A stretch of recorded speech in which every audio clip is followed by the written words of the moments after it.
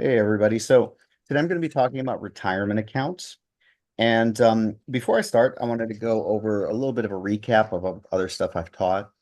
So did you know that a one-time investment of in the stock market of almost a little under $3,700 the day your child is born could make them a millionaire by 65? And this is assuming the market gets the historical average of 9%.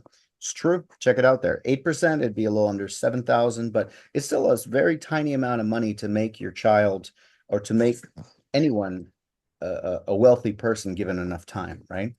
And of course, maybe your parents didn't put, $4,000 in a brokerage account for you and invest it for you when you were a baby. But if you start investing just $214 a month at age 20, you'd have almost $1.6 million at age 65. The earlier you start, the better, the less money you need. Now here's some tips. In general, these are just like, you know, general personal finance, saving and investing tips. You want to spend less than you make. I had a very precocious child ask me a couple of weeks ago. We were talking about investing, and I told him I was a millionaire. He was like, "Oh, wow. How'd you do that? Where'd you get the money from?" And that's a very good question because not a lot of people ask that question. Where do you get the money to invest? It's not going to come from a wealthy relative. It's not going to come from an inheritance. It's going to come from your income. So that's why you should endeavor to save as much of your income as possible. And in order to save anything, you have to spend less than you make. So you always have to make these smart money choices, right? You want to spend less than you make. You want to automate your savings because if you wait until most people, what they do is like, okay, if I have anything left over at the end of the month, I'll save something. You can't do that because it's never it's there's never anything left over at the end of the month.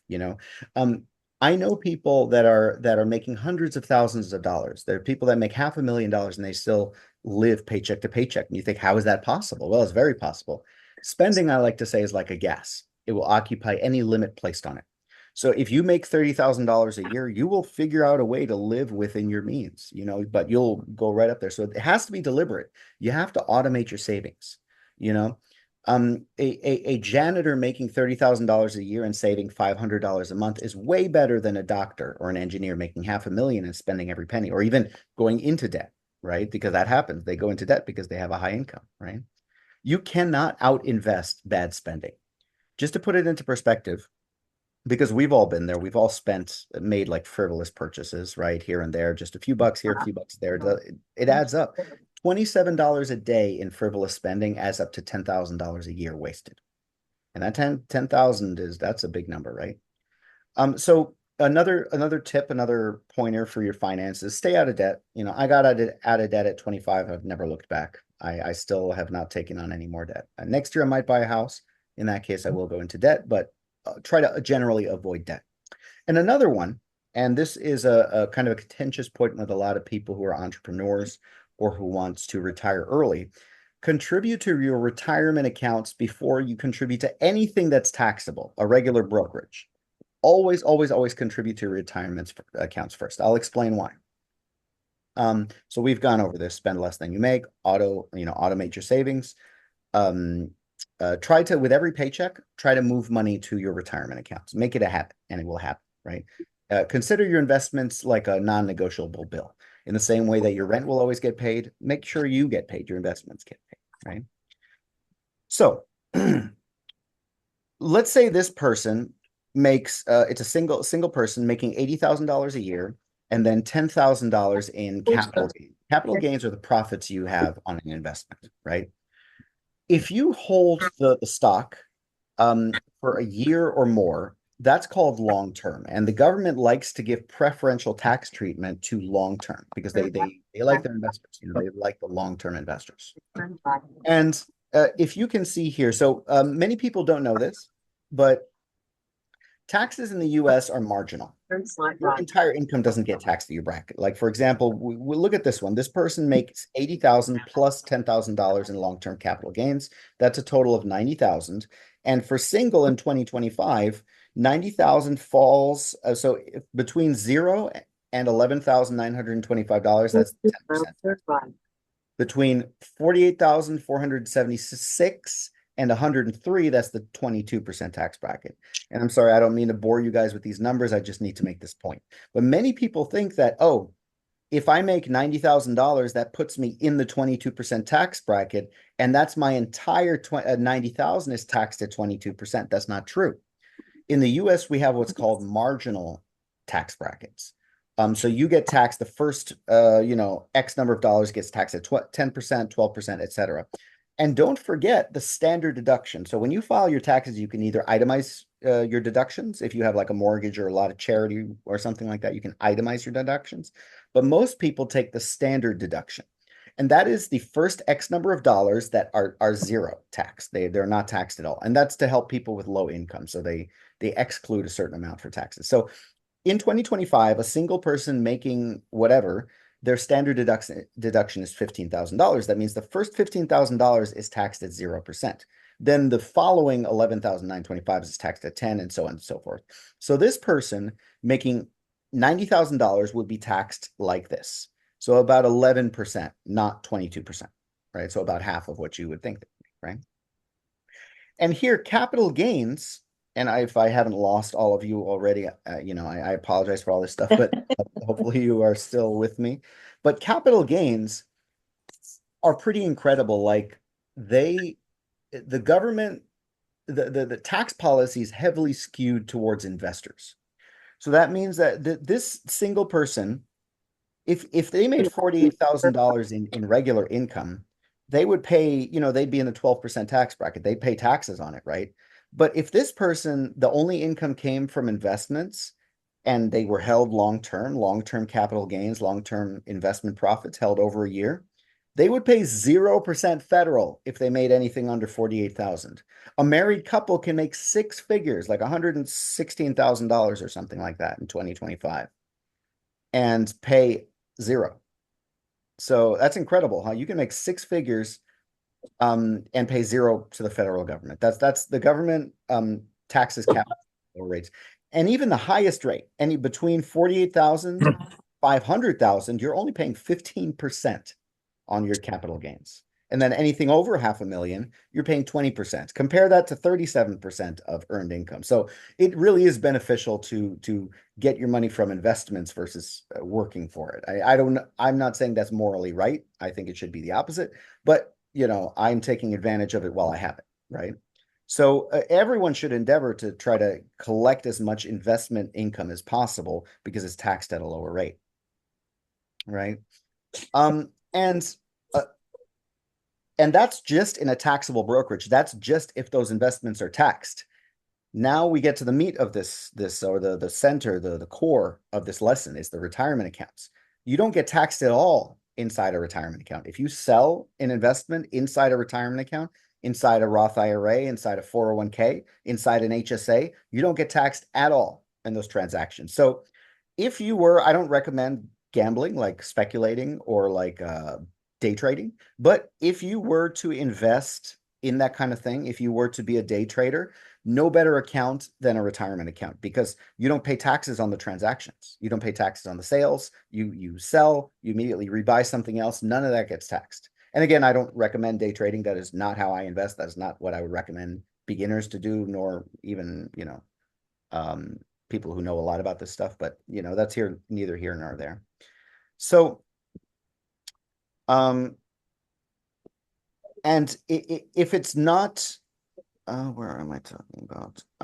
So this is how it gets taxed. So the taxable brokerage, you get taxed 3 times on a regular transaction. Once when you contribute the money, meaning where does the money come from? Comes from your paycheck, right? So the contributions come from your paycheck. Your paycheck already got taxed. Bam, right?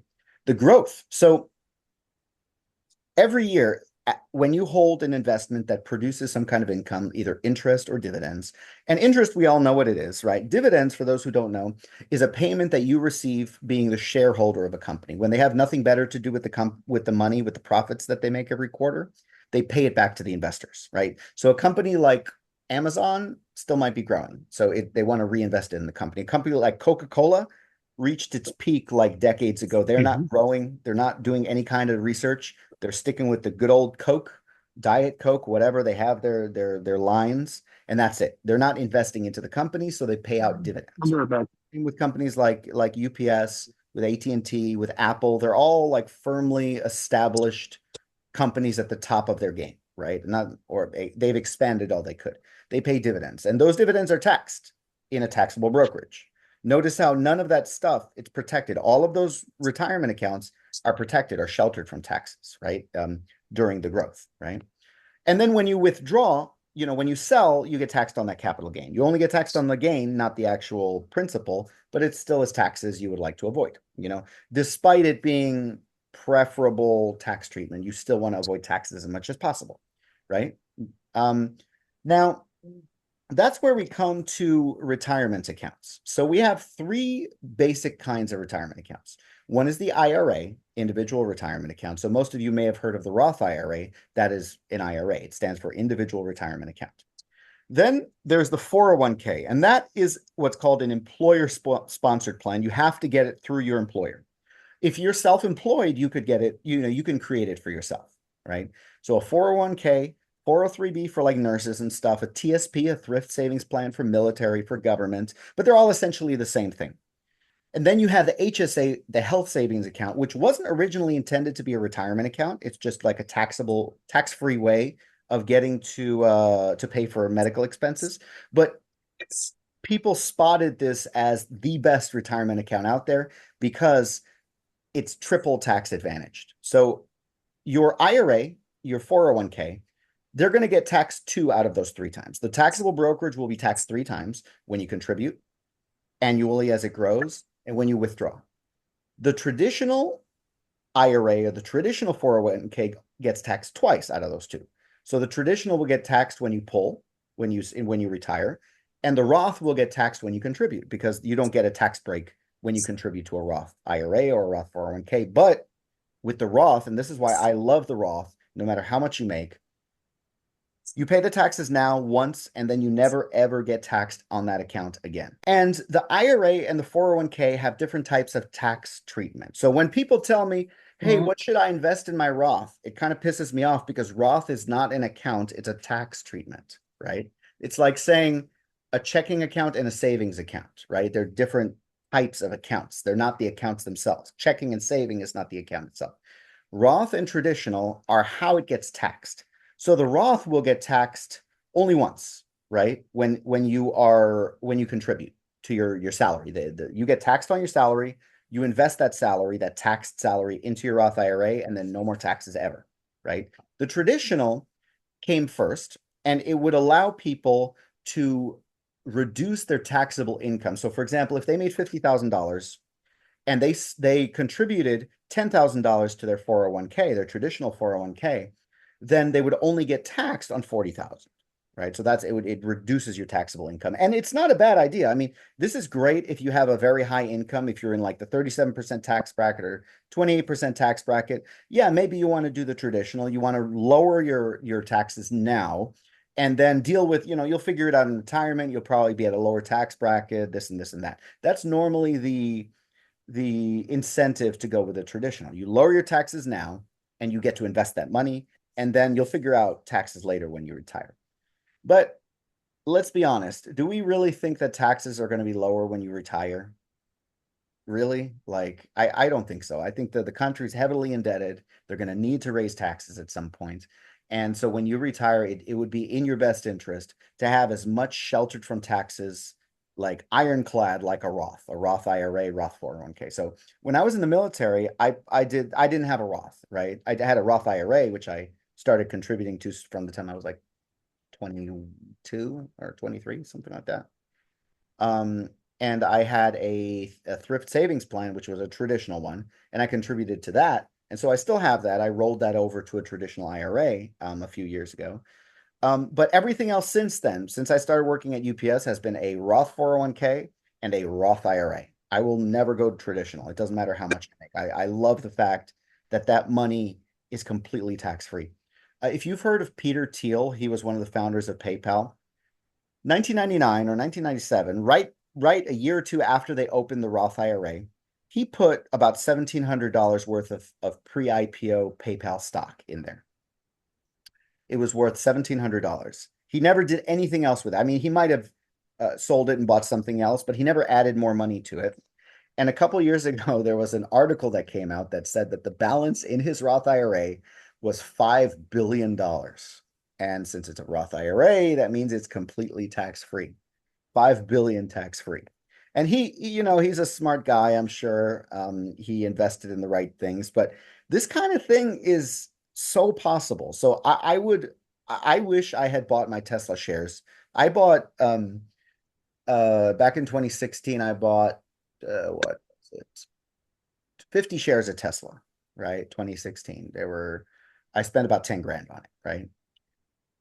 And they blew up. 2020, I think we were at like 400K in Tesla. It was insane. And all that's taxable, right? So I wish I had invested through my 401, through my IRA, my Roth IRA, right? But what can you do?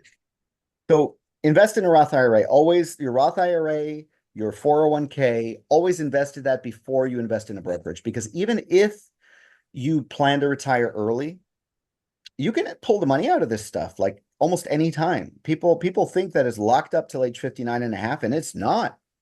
Every single dime of the money that you contribute to a Roth IRA is immediately, you can withdraw it immediately. Not the profits, not the gains, but everything you contribute, you can pull it out, you can do, there's multiple ways to get money out. So I wouldn't even worry about wanting to get the money out early, if you want to get the money out from a 401k before age 59, all you got to do is roll it over to an IRA. You convert that IRA to a Roth IRA, and then 5 years after the conversion, you can pull the money out, right? There's so many things you can do. It's so many people are stuck on this idea of like, no, I need to invest in the taxable brokerage because I want to retire early. Young man is usually a young man. Young man, 19-year-old, young man, 22 years old. Dude, when you hit 40, you are not going to want to stop working. Your wife won't respect you unless you're out of the house 10 hours a day. That's a joke, but realistically, like, you get the taste for that money. You see, that money growing. You feel the security that comes from having this money. You can be like, why do I want to stop working? And by that point, assuming you are financially independent, you're probably doing something that you enjoy, or at best, at worst, you don't mind, keep working. That's me. I am essentially financially independent. I could essentially quit. I have my investments could produce enough to pay my bills right now. But I keep working. I don't really particularly mind my job. And I want to get rich, so I'll keep saving, I'll keep investing, Same will happen to you. I seriously doubt if you are 19 or 22 and you're making a ton of money and you're saving and you're investing, you want to retire by 30 or whatever, by the time you get there, you will probably keep on working. So don't even, my point with all this is, do not contribute a dime. Don't invest a dime through a taxable brokerage if you have not already maxed out your IRA and your 401k. And if you have an HSA, let's get to that. Right? HSA. The HSA is triple tax advantage, but you have to have a high deductible health plan at work. It has to be at least a 1,600 deductible. And it's triple tax advantaged. It is the best retirement account in existence. And you have to use it for medical reasons, but this is America. Come on, will we ever be free of healthcare costs? I don't think so. So this is a good thing. I would invest as much as you can into the HSA. Here are the limits for this year, for 2025, for upcoming 2025. The IRA isn't changing from 2024, so you and your spouse can each contribute $7,000 to your IRA. And here's a cool thing. And this doesn't apply to the 401k, the HSA. If you're married, if you file taxes jointly, you can, if your spouse doesn't work, you can contribute to your IRA and you can contribute to your spouse's IRA as well. So you're saving money for the both of you, right? If you're over 50, you can add an additional 1,000. So if you're over 50, it's 1,000 a year. Your 401k is $500 up from 2024, so 23,500. If you're over 50, it's an additional 7,500 or 31,000. And if you are in the lucky sweet spot, new for 2025, age 60 to 63, you can add an additional catch-up contribution of 11,250 per account. And for the HSA, a single person is 4,300, and if you're contributing for a family, so more than one person, it's 8,550. And then if you're over 50, it's 1,000. I don't know if that's per person, or I really don't know. I think it's just 1,000. Well, the HSA, I didn't hear about that. I mean, I knew it was tax free, but I was just wondering, how do you access that? I don't know if that's something you want to talk about, but Well, it's there's it, not much to talk about. You do it through work. So I at work, when I sign up for my healthcare at work, mm, they ask me if I want to contribute to my HSA, and I say yes, and they say how much, and I say the maximum. So just split it up among the weeks, and they're all right, we'll do that. So but if you're self-employed, you would probably want to speak with one of the brokerage companies that hold an HSA. So mine is through Optum Bank, but I believe if you just Google HSA, there's going to be a few companies that pop up, and anything you recognize, like a household name, is probably fine.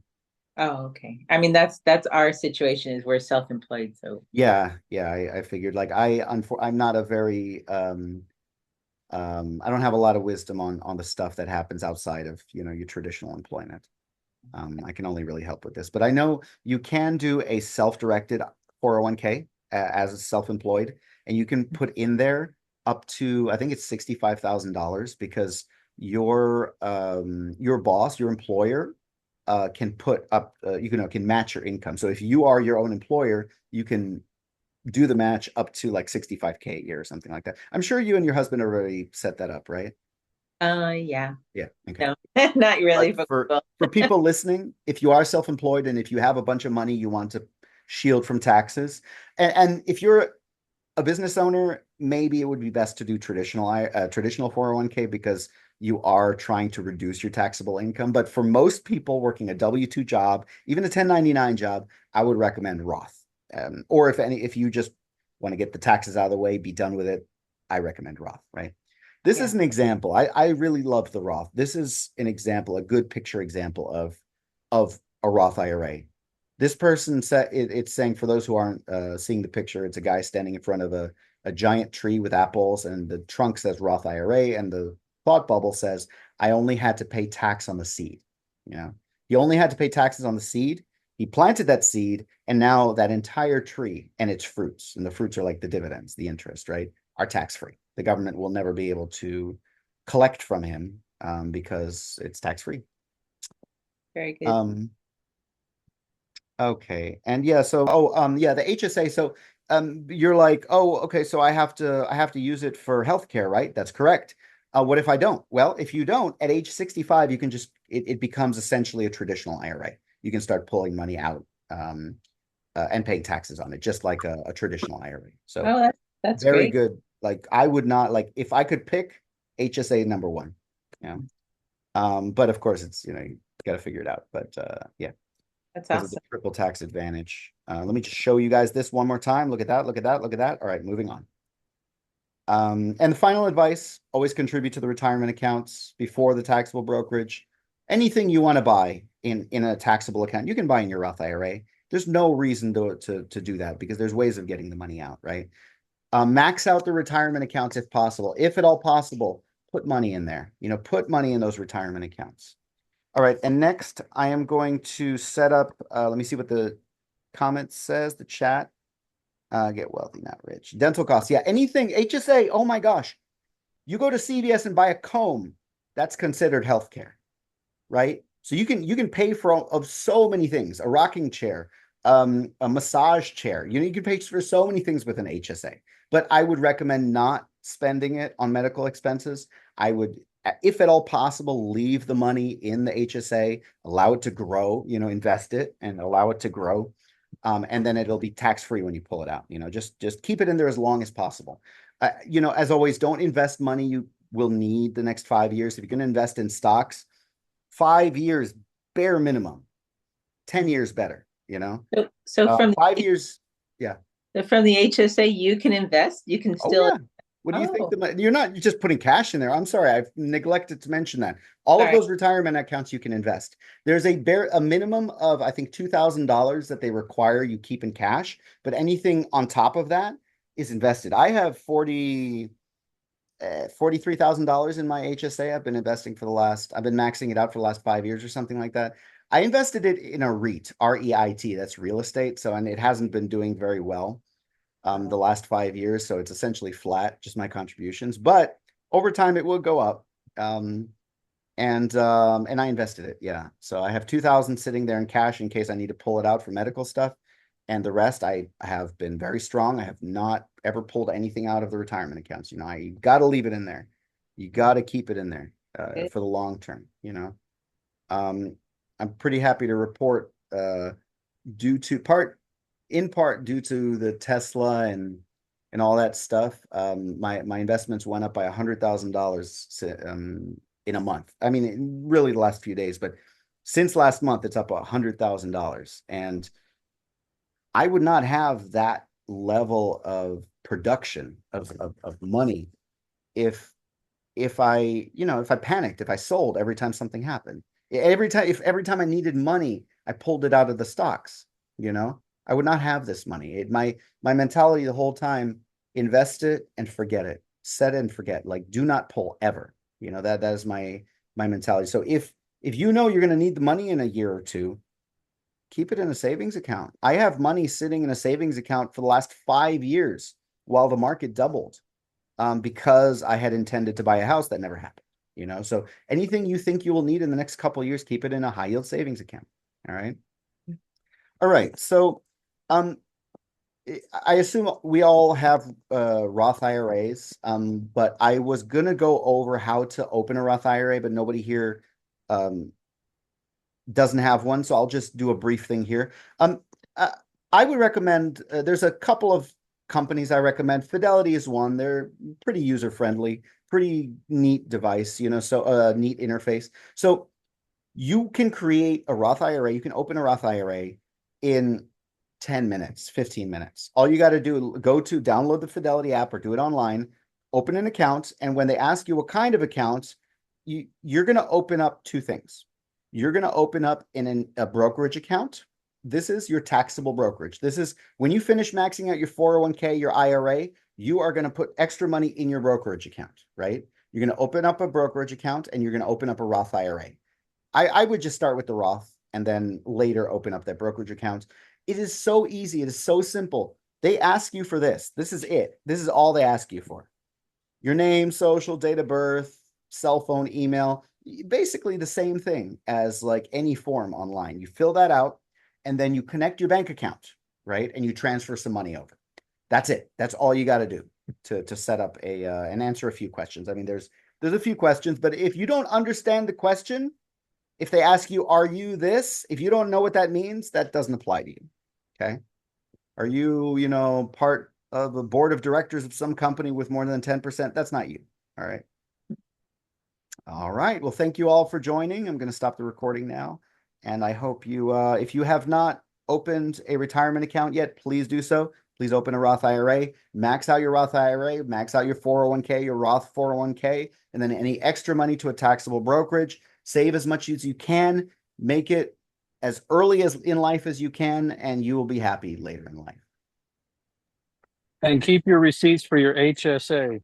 Keep your receipts for your HSA. That's right. You can actually scan the receipts and upload them to your HSA. I have Optum, so I upload a PDF, and they keep it. And then whenever I need to pull money, I just say, hey, I spent this $6 or the $6,000. They give me that. They send me that to my bank account. All right. Farewell.